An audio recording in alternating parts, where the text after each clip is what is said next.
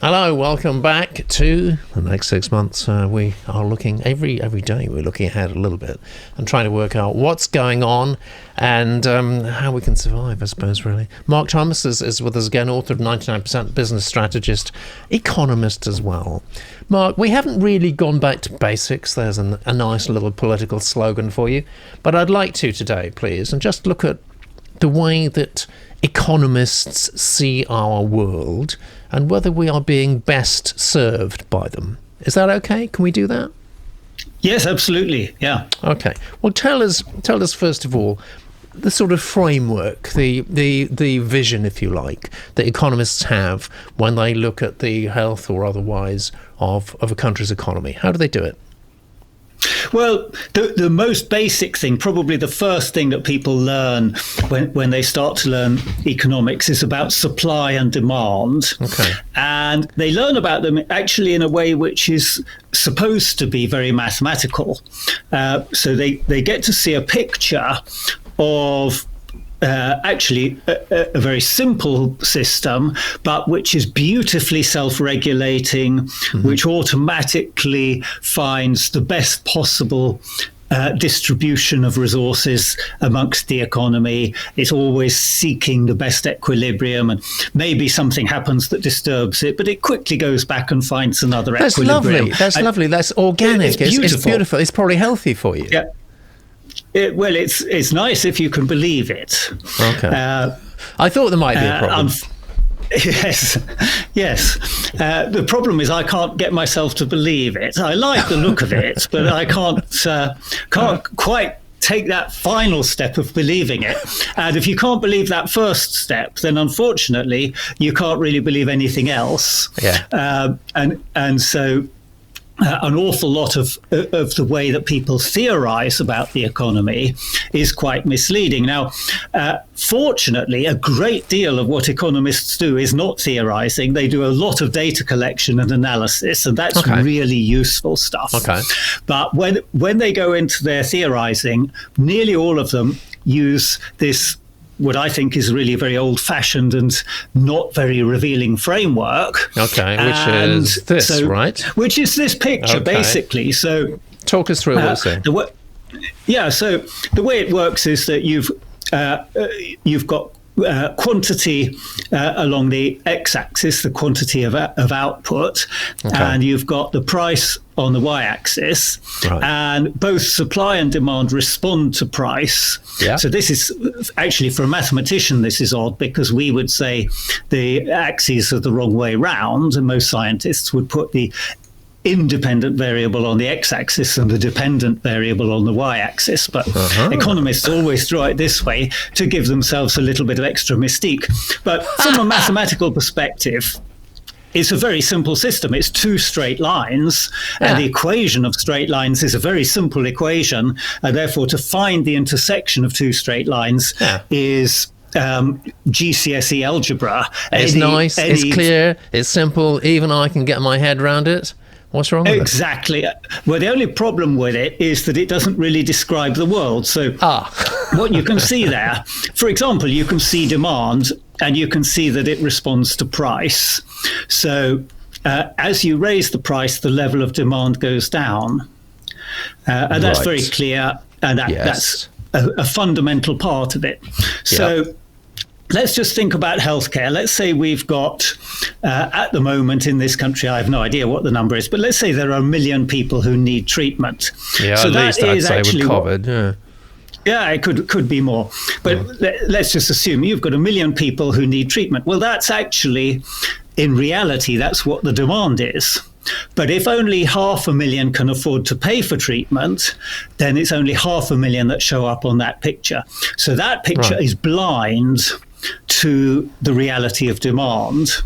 And so in the book, in 99%, we have produced a different way of looking at the economy, which it doesn't have the nice, simple mathematics. So you can't just get a 15-year-old to calculate where the lines cross, but it does show you actually what might be really happening to the economy and what's really going on with supply and demand. And it has the virtue that it's very, very simple and it's very, very easy to understand. Is it this chart, or have I got this wrong? This is the chart. So it's a visual metaphor. So what it looks like and what it's meant to represent is a target being viewed through a telescopic sight. Okay. So on the target, you can see demand. Right.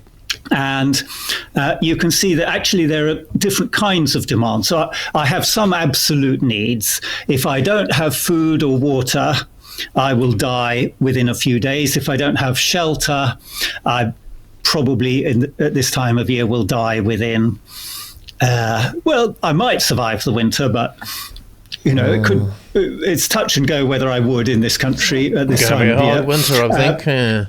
Exactly, a hard winter. And of course, if I need healthcare and I don't get it, again, depending on what I need it for, I could die pretty quickly. So there are some fundamental needs that literally are a question of life and death. Then you've got things that, you're not going to die in 6 weeks if you haven't got them, but you can't really have a normal life if you haven't got them. So actually, if you haven't got a permanent abode, if you're constantly being shunted from B and B to B and B, it's very difficult to have a normal life. If you haven't got a smartphone nowadays, it's very hard to have a normal life because most employers would expect you to be able to, absolutely, be contactable at all times. And therefore, if you say, well, I'm sorry, I can't, but I can come back at 9 and see what you want me to do, they'll say, well, no, we can't hire you if we can't get hold of you. So, things like having a smartphone, having internet access, nowadays, those sorts of things are part of the need for a normal life as well. Got it. Yeah. And then, then you move out and you've got need for an easy life. Well, actually, to have an easy life, I really would like to own my own home. I'd like to have a car. I'd like actually to be able to afford to have a holiday once a year. That starts to make my life comfortable. So that black central part of the target, those are in no sense luxuries. Those are things that everybody should be able to expect to have. And then you move out a bit further, and then you get wants and desires. I want some, I don't, but fancy clothes or something. I don't need fancy clothes, but I want them. So, okay. And then there's super luxury. Well, I think I should have a private island, and that means I probably need a private jet to get there. And of course, I'll need, various other things. So there's super luxury. If I want a private yacht, a mega yacht, very roughly speaking, those cost about $1 million per meter. So if I want a 50-meter yacht, I need to have £50 million to spend on it. So what that picture shows, the target shows the structure, if you like, of demand. Yeah. And what you can see through the telescopic sight is that bit of the demand which is actually supplied, the bit that is visible to the market. So that was very roughly a picture of how things looked in the States in 1980, where almost everybody had their most basic needs met, but quite a lot of the population didn't have their needs for normal life met, and certainly not needs for an easy life. And a tiny segment of the population had super luxury, and even they didn't have very much of that. Now, since 1980, what's happened is that the view through the telescopic sight has got quite a bit wider because the economy has grown. And so you would think, well, that would be good news for everybody. But it hasn't been, because the sight has moved further off target. So it's no longer aiming up to the edge of the bullseye, it's aiming to the edge of the black area, which means that actually no more people have their absolute needs met than 40 years ago. Yes. What's happened is there's been an explosion in super luxury. And another way to look at that is that the productive capacity in the economy has been redirected from meeting the basic needs of poor people, who, according to the conventional model don't actually have needs because they can't express their demand with money. They can't pay for them, so they don't have needs. Isn't that insane? Exactly. That's insane. Well, it is insane, which is why I don't like that picture. Yeah. And even though you can do the maths easily, I'd rather have a picture where you can't do the maths, but it's a picture of what's actually happening right now. And you can see the gaps. So, what we should be doing, we should be formulating policy to move that site back into the center of the target so that everybody gets an easy life. And now that the field of vision through that telescopic site is so much bigger, we should be able to do that. What it will mean is there won't be the same explosion that there has been in super luxury, but there'll still be some super luxury for people. It's just that we'll be giving more of the benefit of growth to the bottom 99% of the population. At the moment, very little of the benefit of growth goes to the bottom 99%. Yeah, this is really interesting stuff, Mark. This is not the first time that the scales have fallen from my eyes through the way you explain things. So we'll just have one more look at these two models. I think it's so interesting, actually. So let's just go back. This is the conventional way of saying things. It's nice, it's clean, it's simple, it's completely wrong. And this is Mark's new way of interpreting it.